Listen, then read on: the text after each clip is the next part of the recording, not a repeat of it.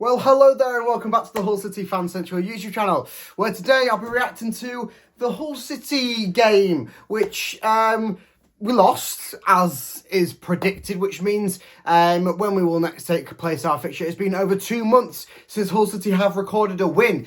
And despite that factor, there is a little bit of a smile on my face. Main factor being Tim Walter is gone. Andy Dawson is in as caretaker manager until a permanent fixture is in the Hull City dugout. This searches are ongoing. As I say, I will have all the news updates throughout the weeks to come as Hull City search for the new manager, hopefully before next Saturday's fixture being against Blackburn Rovers. So, Hull City losing 3-1 yet again to Middlesbrough. 3-1 seems to be the scoreline of choice for Hull City versus Middlesbrough. Either Hull City winning 3-1 or Middlesbrough winning 3-1. Fun fact, Andy Dawson's last game in charge before today was against Middlesbrough at the MKM Stadium, where we lost 3-1 and then repeated itself again today, but this time at Teesside. So a 3-1 loss for the Tigers. Really, the game didn't provide too much for City, other than the fact that we were unfortunate in some cases. I am not going to go on a tangent about how we should have been awarded a penalty and how we should have been awarded, how Middlesbrough should have been awarded a red card in this game. I'm not going to go off on a tangent about that. Those are things that, yes, they probably should have happened. Referee didn't see it. Officials didn't see it. Maybe if there was the case of VAR in the Championship, that could have sorted out maybe on another day with a different referee's pair of eyes, or same referee on a different day. Them decisions could have gone our way, but I'm not going to go on a tangent about that. I will say, first half, in about João Pedro was breaking through on goal, and then just a pull of a shirt and maybe even a little touch of the ankle from the Middlesbrough defender brought him down to the decks. Massive appeals for the red card on the Middlesbrough defender. Nothing was given. Lots of appeals online as well from various different sources saying, should have been a red, should have been a red. Second half now, this was when it was 2-1. I'll come to the Hull City goal in a minute because it is a little bit of an important one, albeit in a bit of a nothing game for the Tigers. But the goal, the penalty that should have happened, handball situation. Arm was clearly out of line from the body from the Middlesbrough player, hit him cleanly in the arm, and therefore should have been a handball penalty. That one seemed a little bit more clean cut than what could have possibly been the loose airings around the red card. But both of them seemed pretty much nailed on. So, yeah, that's all I'm going to mention on that front. Let's move on to the Hull City goal. So there was one Hull City goal in this game.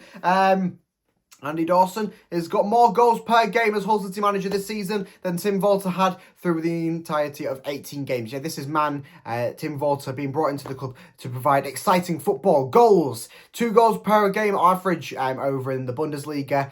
In the Bundesliga 2, sorry, with Hamburg.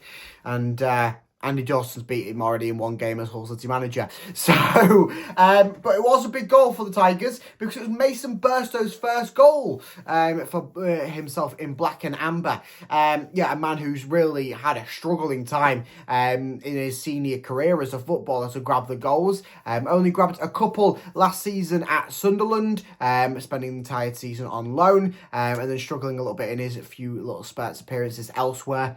But this is his first one for the Tigers. It did come through a cross from Abu Kamara, and then nice header at the back post, just sending it right past the keeper. No chance for any saves. No doubt in the world that this was a Mason Burstow goal.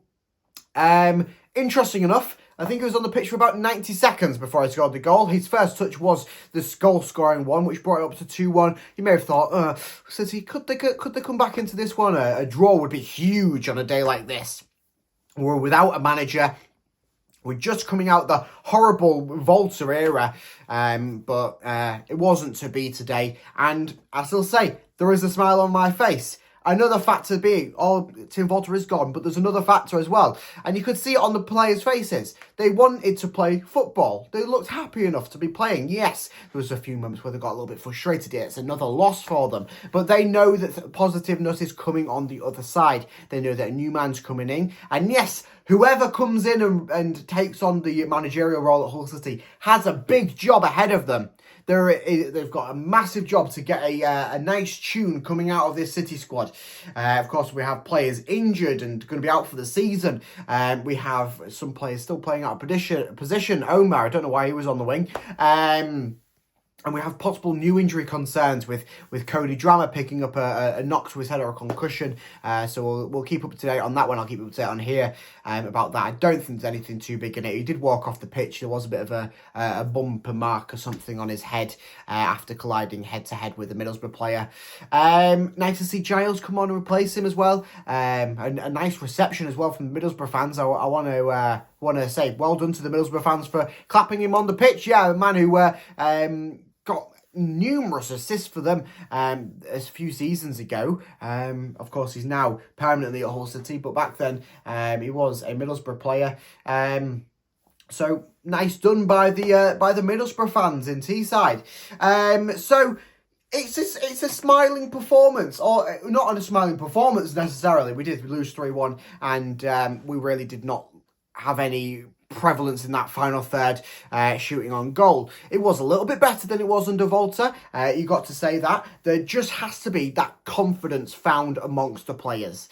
You can see so many of them scared to take a shot. I mean, you want to look at one man who's going to take a shot. Casey Palmer, if he's going to get the ball and he's thinking, no one's shooting here, he'll just have a rocket at one, and if it goes in, it goes in. If it doesn't, it doesn't. So be it. It's another shot at it. If you don't buy any ticket, you can't win the raffle. So that's something that does need to be worked on when the new manager comes in. And I think to really get a fine tune out of this.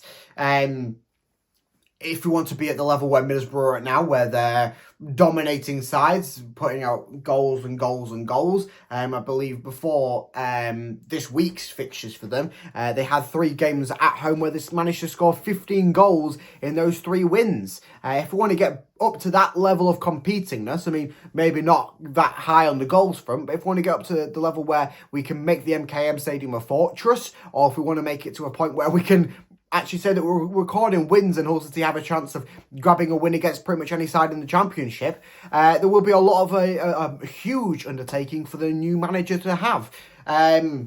Certainly there is some positives within this squad. There are certainly some players that I think that will take a shining to whoever the new manager is, but certainly will be a huge task to be undertaken. We've pretty much lost the opening 3 months of the season, so that's another task in itself. So good luck, I say, to whoever the new Hull City manager is, and I'm sure by the list of candidates and by the list of meetings that have been held with Ajay Jolly and potential managers, it sounds like it will be a very, very confident manager who knows this level very well, and has seen either promotion or playoff finals or as the such with various teams that he's managed, whoever it may be. There is a few names obviously being flown around the area, so we will wait and see on that front. So do stay tuned to the YouTube channel, as I'll keep you to date on everything Hull City, including the hunt for the new man who will be in the dugout, the new manager of Hull City. The hunt remains open, but things are looking a little bit positive despite a 3-1 loss for the Tigers. So I'll see you in the next video. Up the Tigers. Go on.